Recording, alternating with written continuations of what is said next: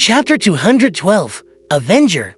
In the northern part of the Lone Kingdom, the September breeze, that had an additional coldness to it, howled through the cemetery. It was even gloomier and colder than usual. The cold jolted Klein back to his senses as he muttered with a rueful smile.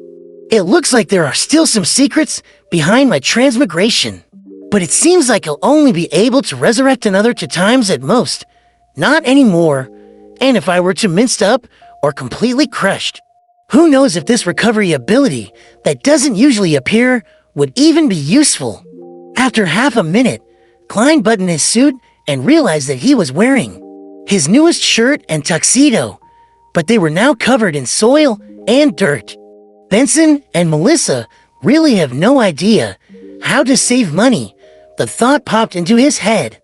He supported his weight on his hand and flipped up into a standing position, realizing that he still had his clown abilities.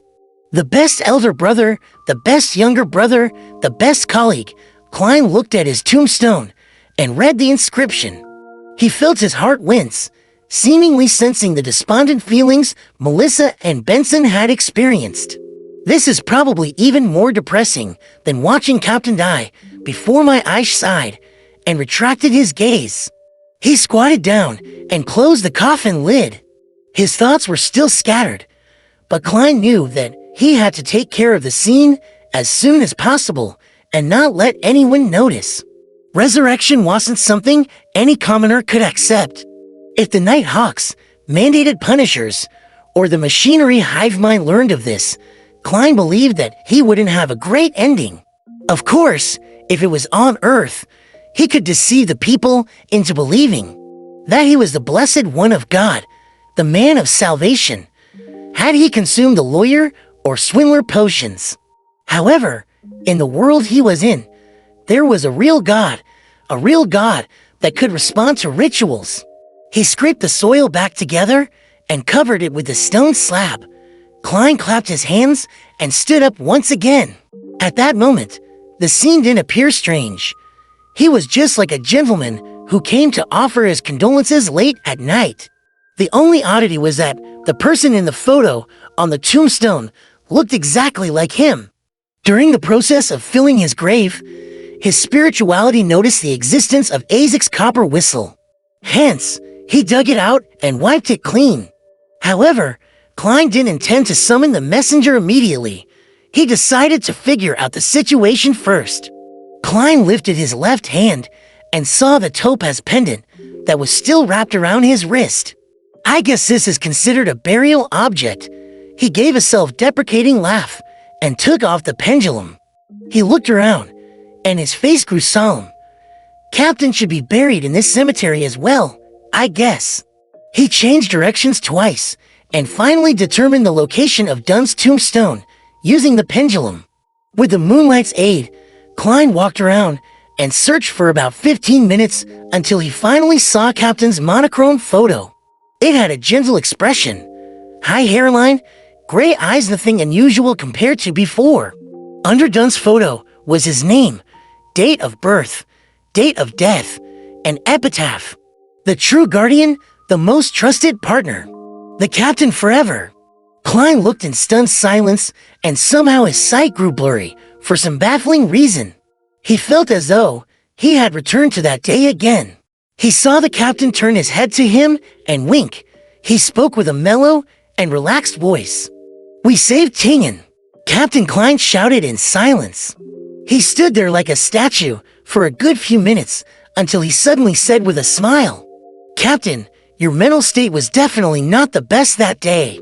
You even said things like you could bring old Neil into the dreamland if he had lost control. He was a mystery prior, and you're a nightmare. You couldn't consume the Beyonder characteristic that he left behind. Yes, you didn't ask me what powerful offensive attacks I had. Was it trust, or did you forget about it? But you definitely guessed something. I only took one sealed artifact and said it was for Leonard. Even without a brain, you could have guessed that I had the extra means for a powerful attack." Having said that, Klein paused. Then he shook his head and sighed. "I have no idea what I am now. Maybe I'm just an evil spirit that has clawed its way back from hell to seek revenge. As he spoke, he suddenly stopped. His tears streamed down his cheeks, and finally, he shouted softly, with a choking voice, "Captain, we miss you too." Klein felt the cold breeze blow past him as he lifted his hands to wipe his tears and blow his nose. He became silent again and found a hidden spot nearby.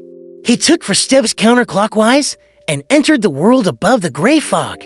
He wanted to find the person that killed him with the aid of divination. He wanted to know the murderer who triggered all of this. As has already appeared before me, I'm sure that I can divine some information. Klein pursed his lips tightly together and saw the lofty palace, an ancient model table as usual. He took the seat that belonged to the fool. A yellowish-brown goatskin and fountain pen appeared before him. Since his physical body in reality was under limited protection, Klein didn't delay and wrote down his divination statement after a moment's thought. "The person who killed me." He recited it 7 times and leaned back into the chair. He entered his dream with the aid of cogitation. In the blurry world, there were countless points of light dancing and gathering. In the end, they formed a scene. A pair of brand new leather boots, a pair of slightly pale hands, and the Saint Selena's urn that was held by those hands. He looked up, and Klein saw a middle-aged man with short, dark blonde hair. He wore a black 2-button suit, and one of his eyes was obviously blind, while the other one was so blue that it was almost black. His facial features were like carvings, and his face had no wrinkles at all. The image shattered, and Klein woke up from his dream. His eyebrows were tightly whereupon. He found his murderer very familiar. As a seer, he quickly understood why he found the person familiar. It was because he had seen the man's photo on a wanted notice. The murderer was Ince Zangwill. He was the former Archbishop of the Church of the Evernight Goddess, who took sealed artifact 008. He had failed to advance as a gatekeeper. "It's him." Countless images flashed through Klein's head, and they finally stopped on the scene when Ince Zangwill picked up Saint Selena's urn. Tap, tap, tap. Klein extended his hands and rapped the edge of the long bronze table. He felt that he suddenly understood many things. The captain said that a Beyonder that dies normally would leave behind a Beyonder characteristic. When gathered together, they're equivalent to a potion that lacks the supplementary ingredients. In other words, as long as one knows the corresponding supplementary ingredients, they can advance using remains. Of course, one cannot consume beyond their level, as it would easily lead to a loss of control or going insane. AFM and becoming a high-sequence Beyonder would require the accompaniment of some special ritual. That was mentioned in the incomplete, unshadowed formula. The subsequent advancements would require a ritual as well. Ince Zangwill is a gatekeeper, a sequence 5 from the death sequence pathway. He wanted to become a high-sequence Beyonder, a demigod. Based on the situation allowed by the exchanging of sequences, he had 3 choices. One was obviously sequence for in the death sequence pathway. Second was sequence for in the sleepless sequence pathway. And third was sequence for in the God of Combat sequence pathway, Demon Hunter. Saint Selena was a saint. She was either sequence 4 or sequence 3. Her urn corresponds to one of the 2 sequence potions in Zangwill, who was a former archbishop. Definitely knew exactly which one she was, and he definitely knew the required supplementary ingredients. Was his true motive in planning all of this to get Saint Selena's ashes and advance to sequence for in the sleepless pathway? The skull of Death's descendant. That might be an ingredient needed for the special ritual. It was from the death sequence pathway, after all. From the looks of it, his target was the captain, and not me. He really was the mastermind behind all this. Having figured this out, Klein wrote down a corresponding divination statement. He took his pendulum and let the topaz hang above the surface of the paper. After he recited the statement, He opened his eyes and saw the topaz pendant spinning clockwise. It meant that the information he provided was sufficient, and the divination was successful.